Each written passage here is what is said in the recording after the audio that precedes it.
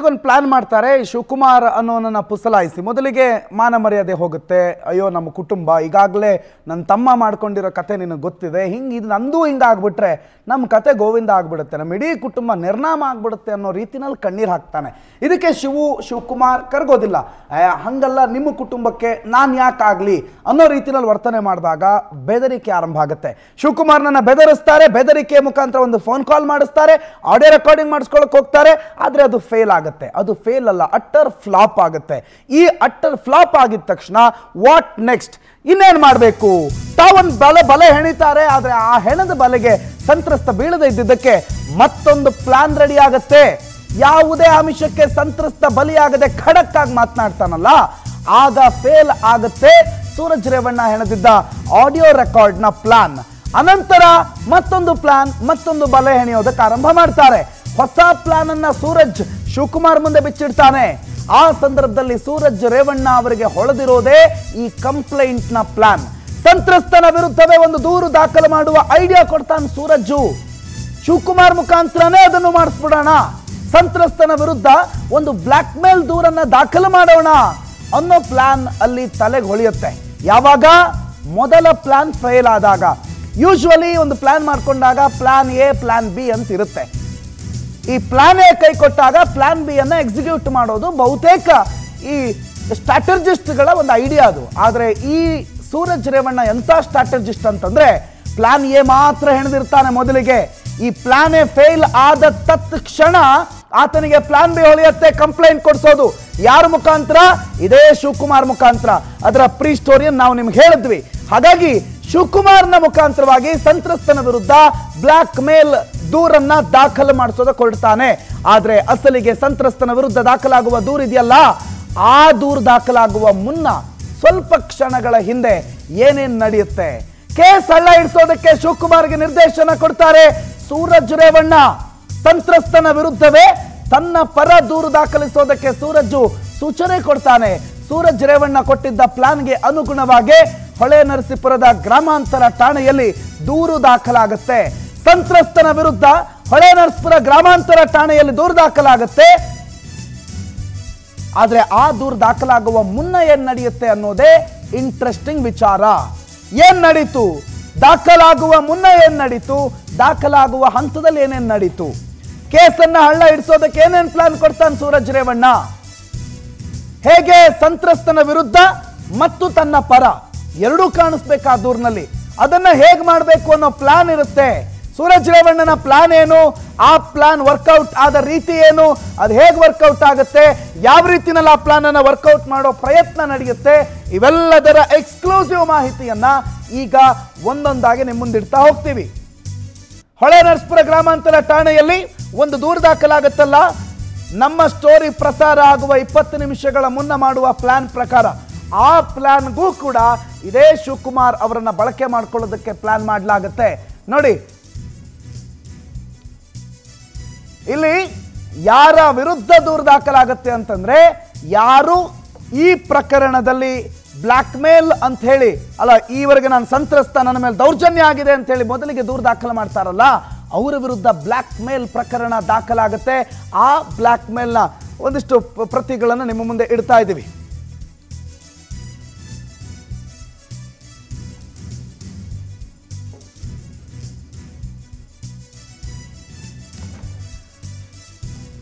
ಮೊದಲ ಈ ದೂರಿನ ಸಂತ್ರಸ್ತ ಅಥವಾ ಆ ದೂರುದಾರನ ನಾವು ಕರ್ಕೊಂಡ್ಬಂದ್ವಿ, ಮಾತನಾಡಿಸಿದ್ವಿ. ಈಗ ಎರಡನೇ ದೂರುದಾರ, ಎರಡನೇ ಕಂಪ್ಲೇಂಟ್ನ ದೂರುದಾರ ಶಿವು ಕೂಡ ಮಾತನಾಡ್ತಾರೆ ಕೆಲವೇ ಕ್ಷಣಗಳ. ಅದಕ್ಕಿಂತ ಮುನ್ನ ಸರ್, ನಾನು ನಿಮಗೆ ಎರಡನೇ ಪ್ಲಾನ್ ಬಗ್ಗೆ ಕೇಳಬೇಕು ಸರ್. ಎರಡನೇ ಪ್ಲಾನ್, ಮೊದಲನೇ ಪ್ಲಾನ್ ಫೇಲ್ ಆಗುತ್ತೆ, ಸೆಕೆಂಡ್ ಪ್ಲಾನ್ ಆರಂಭ ಆಗುತ್ತೆ. ಈ ಸೆಕೆಂಡ್ ಪ್ಲಾನ್, ಈ FIR ಆಗೋದಕ್ಕಿಂತ ಮುನ್ನ ಸ್ಟೇಷನಲ್ಲಿ 20 ನಿಮಿಷ ಏನು ನಡೀತು?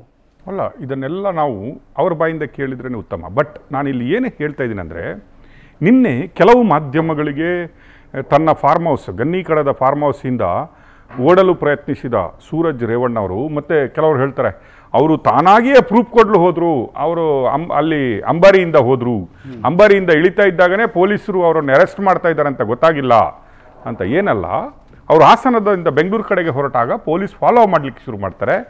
ದೆನ್ SP ಅವರು ಅಲ್ಲಿಯ ಸೆಂಟೇಷನ್ಗೆ ಹೇಳ್ತಾರೆ ಪರಾರಿ ಆಗಲಿಕ್ಕೆ ಬಿಡಬೇಡಿ ಅಂತ ಹೇಳ್ತಾರೆ. ಅವ್ರಿಗೆ ಮೆಸೇಜ್ ಹೋಗುತ್ತೆ, ರಿಟರ್ನ್ ಮಾಡ್ಕೊಂಡು ಬನ್ನಿ, ಮರ್ಯಾದೆಯಾಗಿ ಇಲ್ಲಿಗೆ ಬನ್ನಿ ಅಂತ ಹೇಳಿರ್ತಾರೆ ಅಷ್ಟೇ. ಆಗ ಕೆಲವು ಮಾಧ್ಯಮಗಳಿಗೆ ಅವ್ರು ಕೊಡುವಾಗ ಹೇಳ್ತಾರೆ, ನೋಡಿ ನಂದೇನು ತಪ್ಪಿಲ್ಲ, ನನ್ನ ರಕ್ತ ಪ್ಯೂರ್ ರಕ್ತ, ಸೇಮ್ ಕುಮಾರಸ್ವಾಮಿ ಹೇಳ್ತಾರಲ್ಲ ಅದೇ, ನಮ್ಮ ರಕ್ತ ಪ್ಯೂರ್ ರಕ್ತ, ನಮ್ಮ DNA best DNA of this ಇಂಡಿಯಾದಲ್ಲಿ ಯಾವ DNAನೂ ನಮ್ಮ DNAಗೆ ಮ್ಯಾಚ್ ಮಾಡಲ್ಲ. ನಮ್ಮಲ್ಲಿ ಹುಟ್ಟುವವರೆಲ್ಲ ಮಂತ್ರಿಗಳು, ಪ್ರಧಾನಮಂತ್ರಿಗಳು, ಮುಖ್ಯಮಂತ್ರಿಗಳು, MLAಗಳು, MLCಗಳು, ಜಿಲ್ಲಾಧ್ಯಕ್ಷರುಗಳು ಎಲ್ಲ ನಮ್ಮಲ್ಲೇ ಹುಟ್ಟುದು. ಆ ಜೀನ್ಗಳನ್ನು ಭಾರತದ ಯಾವುದಾದ್ರೂ ಪ್ರಯೋಗಾಲಯದಲ್ಲಿ ನೋಡ್ಬಿಟ್ಟು ಎಲ್ಲ ಭಾರತೀಯರಿಗೆ ಕೊಟ್ಟರೆ ಐ ಥಿಂಕ್ ಭಾರತ ವಿಕಸಿತ ಭಾರತ ಆಗೋದ್ರಲ್ಲಿ ಯಾವ ಪ್ರಾಬ್ಲಮ್ಮು ಇಲ್ಲ. 2047ಗೆ 5 ಟ್ರಿಲಿಯನ್ ಅಲ್ಲ 10 ಟ್ರಿಲಿಯನ್ ಆಗುತ್ತೆ. ಯಾಕಂದರೆ ಏನೂ ಇಲ್ಲದವರು ಇವತ್ತು 10,000 ಕೋಟಿ ಎಲ್ಲಿಂದ ಬಂತು? ಅದೇ ರೀತಿ ಭಾರತನಾಗುತ್ತೆ ಅನ್ನೋ ಒಂದು ವಾಕ್ಯ, ವೇದವಾಕ್ಯ ಇವ್ರದ್ದು. ಈಗ ನೋಡಿ ಅವರು ಹೇಳುವ ವೇದವಾಕ್ಯ ನಿನ್ನೆ ನೋಡಿ ಸೂರಜ್ ರೇವಣ್ಣವರು ನೋಡಿ, ನನ್ನ ಮೇಲೆ ಯಾರ ಕಂಪ್ಲೇಂಟ್ ಕೊಟ್ಟಿದ್ದಾರೋ ಅವ್ರ ಮೇಲೇನೂ ಒಂದು FIR ಆಗಿದೆ, ಒಬ್ಬ ಕೊಟ್ಟಿದ್ದಾನೆ, ಅದನ್ನು ಇನ್ವೆಸ್ಟಿಗೇಷನ್ ಆಗಬೇಕು. ಆಗ ಗೊತ್ತಾಗುತ್ತೆ ನಾನು ಸಂತ್ರಸ್ತ, ಇಲ್ಲಿ ಸಂತ್ರಸ್ತ ಅವನಲ್ಲ, ರೇಪ್ ಮಾಡಿಸ್ಕೊಂಡವನಲ್ಲ, ನಾನು ಸಂತ್ರಸ್ತ. ನನ್ನನ್ನು ಹನಿ ಟ್ರ್ಯಾಪಾ, ಸಾಲ್ಟ್ ಟ್ರ್ಯಾಪಾ, ಬ್ಲ್ಯಾಕ್ ಮೇಲಾ ಅಥವಾ ರೈಟ್ ಮೇಲಾ ಮಾಡ್ತವ್ರೆ. 5 ಕೋಟಿ ಕೇಳ್ತವ್ರೆ, 3 ಕೋಟಿ ಕೇಳ್ತವ್ರೆ, 2 ಕೋಟಿ ಕೇಳ್ತಾರೆ. ನಾನು ಸಂತ್ರಸ್ತ. ದೇವೇಗೌಡರ ಮೊಮ್ಮಗನಾದ ನಾನು, ಕುಮಾರಸ್ವಾಮಿಯವರ ಅಣ್ಣನ ಮಗನಾದ ನಾನು, ದೇವೇಗೌಡರ ಪಾರ್ಟಿಯ ಜಾತ್ಯತೀತ ಜನತಾದಳದ MLC ಆದ ನಾನು, ರೇವಣ್ಣನವರ ಮತ್ತು ಭವಾನಿಯವರ ಸುಪುತ್ರನಾದ ನಾನು, ಮಾಸ್ ರೇಪಿಸ್ಟು ಪ್ರಜ್ವಲ್ ರೇವಣ್ಣನವರ ಅಣ್ಣನಾದ ನಾನು, ಇಷ್ಟು ದೊಡ್ಡ ಪೊಸಿಷನಲ್ಲಿದ್ದರೂ ನನಗೆ ಅನ್ಯಾಯ ಆಗಿದೆ, ನಾನು ಸಂತ್ರಸ್ತ ಅಂತ ಒಂದು ರೀತಿಯ ಅಲ್ಲೂ ಕುಂಕುಮ ಅರಸಿನ ಎಲ್ಲ ಒಂದು 50 ದಾರಗಳು ಎಲ್ಲ ಕಟ್ಕೊಂಡು ಅವ್ರು ಹೇಳ್ತಾರೆ, ನನ್ನಂಥ ಮುಗ್ಧನಿಗೆ ಈ ರೀತಿ ಮಾಡ್ತಾರಲ್ಲ, ಭಾರತ ದೇಶದಲ್ಲಿ ನ್ಯಾಯ ಎಲ್ಲಿದೆ? ನಮ್ಮಂಥ ದುಡ್ಡಿರುವವರಿಗೆ, ನಮ್ಮಂಥ ಅಧಿಕಾರ ಇರುವವರಿಗೆ, ನಮ್ಮಂಥ ಫ್ಯಾಮಿಲಿಗೇನೆ ಅನ್ಯಾಯ ಆದರೆ ಜನಸಾಮಾನ್ಯರಿಗೆ ಏನಾಗ್ಬೋದು ಈ ಕಾಂಗ್ರೆಸ್ ಸರ್ಕಾರದಿಂದ ಅಂತ ಅವರು ಪಾಪ ಬೇಜಾರಲ್ಲಿ ಒಂದು ಮಾತು ಹೇಳ್ತಾರೆ, ನಾನೇ ಸಂತ್ರಸ್ತ ಅಂತ. ಆದರೆ ಪೊಲೀಸವ್ರಿಗೆ ಗೊತ್ತಾಗಿರುತ್ತೆ ಸಂತ್ರಸ್ತ ಯಾರು ಅಂತ. ಯಾಕಂದರೆ ಅದೇ ಹೊಳೆ ನರಸೀಪುರದ್ದು ರೂರಲ್ ಸ್ಟೇಷನ್ಗೆ ಹೋಗಿದ್ರೆ ಸಂತ್ರಸ್ತ ಇವನೇ ಆಗ್ಬಿಡ್ತಾ ಇದ್ದ, ಯಾರು ರಿಯಲ್ ಸಂತ್ರಸ್ತ ಆಗ್ತಾ ಇದ್ದಲ್ಲ ಅವನು ವಿಕ್ಟಿಮ್ ಆಗ್ತಾ ಇದ್ದ. ಇಲ್ಲಿ ಸ್ವಲ್ಪ ಮೇಡಮ್ ಸ್ವಲ್ಪ ಸ್ಟ್ರಿಕ್ಟ್ ಇದ್ದಾರೆ, ಸ್ವಲ್ಪ SP ಮೇಡಮ್ ಸ್ವಲ್ಪ ಒಳ್ಳೆ ಕೆಲಸ ಮಾಡ್ತಾ ಇದ್ದಾರೆ, ಅದಕ್ಕಾಗಿ ಈಗ ಸಂತ್ರಸ್ತ ಯಾರು ಅಂತ ಗೊತ್ತಾಗ್ತಾ ಇದೆ. ನಮಗೂ ಈಗ ಸಂತ್ರಸ್ತ ಸೂರಜ್ ರೇವಣ್ಣನಿಗೆ ಅನ್ಯಾಯ ಆಗಬಾರ್ದಲ್ಲ. ಪವರ್ TV ಕಡೆಯಿಂದ ಒಂದು ಹೋರಾಟ, ಯಾರ ಕಡೆಯಿಂದ ಹೋರಾಟ?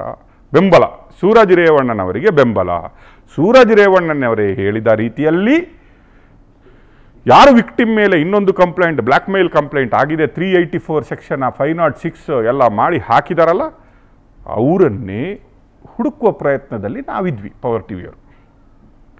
ಅದು ಯಾರ ಮೊನ್ನೆ ಬರೆದಿದ್ರು, ಪವರ್ TVಗೆ ರೊಟ್ಟಿಯೇ ಜಾರಿ ತುಪ್ಪಕ್ಕೆ ಬಿದ್ದುಬಿಡ್ತು ಅಂತ. ಈಗ ರೊಟ್ಟಿ ತುಪ್ಪಕ್ಕೆ ಬಿತ್ತ ಅಲ್ಲ, ತುಪ್ಪದ ಬಾಟ್ಲೇ ರೊಟ್ಟಿ ಮೇಲೆ ಬಿತ್ತೋ ಗೊತ್ತಿಲ್ಲ. ನಾವು ಹುಡುಕ್ತಾ ಇದ್ದ ಶಿವಕುಮಾರ್ ಅವರು ನಮ್ಮ ನಿನ್ನೆ ವ್ಯಾನ್ ಏನಿದೆ, ಗಾಡಿ ಏನಿದೆ, ವಿಕ್ಟಿಮನ್ನು ಕರ್ಕೊಂಡು ಹೊಳೆನರಸೀಪುರ ಸ್ಟೇಷನ್ಗೆ ಹೋದಾಗ ಅವರೇ ನಮ್ಮವರನ್ನು ಕಾಂಟ್ಯಾಕ್ಟ್ ಮಾಡ್ತಾರೆ. ಸರ್, ನಾನೂ ಸಾಯುವ ಸ್ಥಿತಿಯಲ್ಲಿದ್ದೀನಿ, ನನ್ನನ್ನು ಸಾಯಿಸ್ತಾರೆ. ಈಗ ಒಂದು ವಿಕ್ಟಿಮ್ ನೀವು ತೋರಿಸ್ತಾ ಇದ್ರಿ, ಈಗ ನನ್ನನ್ನು ಮುಗಿಸುವ ಹಂತದಲ್ಲಿದ್ದಾರೆ, ನನ್ನನ್ನು ಹುಡುಕ್ತಾ ಇದ್ದಾರೆ. ನಾನು ಹೆಂಗೋ ಎಸ್ಕೇಪ್ ಆಗಿ ಬಂದಿದ್ದೀನಿ, ನನಗೆ ಜೀವ ರಕ್ಷಣೆ, ಪ್ರಾಣ ಭಯ ಇದೆ, ನನ್ನ ಫ್ಯಾಮಿಲಿಗಿದೆ, ನನಗೆ ಇದೆ, ನನಗೆ ಬದುಕಲಿಕ್ಕಾಗ್ತಾ ಇಲ್ಲ. ನಾನು ಮೊನ್ನೆ ಪೊಲೀಸ್ ಸ್ಟೇಷನಿಂದ ಓಡಿ ಹೋದವನು ಈಗ ತಪ್ಪಿಸ್ಕೊಂಡು ತಿರುಗಾಡ್ತಾ ಇದ್ದೀನಿ, ದಯವಿಟ್ಟು ನಿಮ್ಮ ಕಾರಲ್ಲಿ ಕೂತ್ಕೊಂಡ್ಬಿಡ್ಲಾ ಅಂತ ಕೇಳ್ತಾರೆ. ನನ್ನ ಟೀಮ್ ನಂಗೆ ಫೋನ್ ಮಾಡುತ್ತೆ, ಸರ್ ಇಲ್ಲಿ ಕಂಪ್ಲೇನೆಂಟ್ ಪಾಪ ಸೂರಜ್ ರೇವಣ್ಣನವರು ವಿಕ್ಟಿಮ್ ಅಂತ ಕೊಟ್ಟ ಕಂಪ್ಲೇಂಟು ಅವರೇ ಜೀವಭಯದಲ್ಲಿದ್ದಾರೆ. ಯಾರಿಂದ ಜೀವಭಯದಲ್ಲಿದ್ದಾರೆ? ಸೂರಜ್ ರೇವಣ್ಣನವರಿಂದನೇ ಜೀವಭಯದಲ್ಲಿದ್ದಾರೆ. ಅವರಿಗೆ ಈಗ ರಕ್ಷಣೆ ಬೇಕಂತೆ, ಅವರು ನಮ್ಮ TVಗೆ ಬರಬೇಕಂತೆ, ನಿಮ್ಮ ಹತ್ರ ಮಾತಾಡಬೇಕಂತೆ ಅಂತೇಳಿ ನಾನು ಎಲ್ಲ ಕೇಳಿಸ್ಕೊತೀನಿ. ಬಂದಿದ್ದಾರೆ. ಈಗ ವಿಕ್ಟಿಮ್ ಸಂತ್ರಸ್ತನಾದ ಸೂರಜ್ ರೇವಣ್ಣನವರಿಗೆ ಅವರ ಪರವಾಗಿ ಕಂಪ್ಲೇಂಟ್ ಕೊಟ್ಟ ಶ್ರೀ ಶಿವಕುಮಾರ್ ಅವರು ನಮ್ಮ ಸ್ಟುಡಿಯೋದಲ್ಲಿದ್ದಾರೆ. ಸತ್ಯ ಅಲ್ಲಿಂದಲೇ ಬರಲಿ. ನಾವು ಹೇಳಿದರೆ ಪವರ್ TVಯವರು ಪ್ಲ್ಯಾನ್ ಮಾಡಿದರು, ರಾಜಕೀಯ ಷಡ್ಯಂತ್ರ, ಯಾರೋ ದುಡ್ಡು ಕೊಟ್ಟು ಮಾಡಿಸ್ತಾ ಇದ್ದಾರೆ, ಅಥವಾ ದೇವೇಗೌಡರ ಫ್ಯಾಮಿಲಿಗೂ ರಾಕೇಶ್ ಶೆಟ್ಟರಿಗೂ ರಾಜಕೀಯ ವೈರತ್ವ ಇದೆ, ಅದಕ್ಕೆ ಏನೋ ರಾಕೇಶ್ ಶೆಟ್ಟರು ನಾಳೆ ಹಾಸನದಲ್ಲಿ ಬಂದು MLA ಕ್ಯಾಂಡಿಡೇಟ್ ಆಗ್ಬೋದು, MP ಕ್ಯಾಂಡಿಡೇಟ್, ಅದು ಯಾವುದು ಅಲ್ಲ.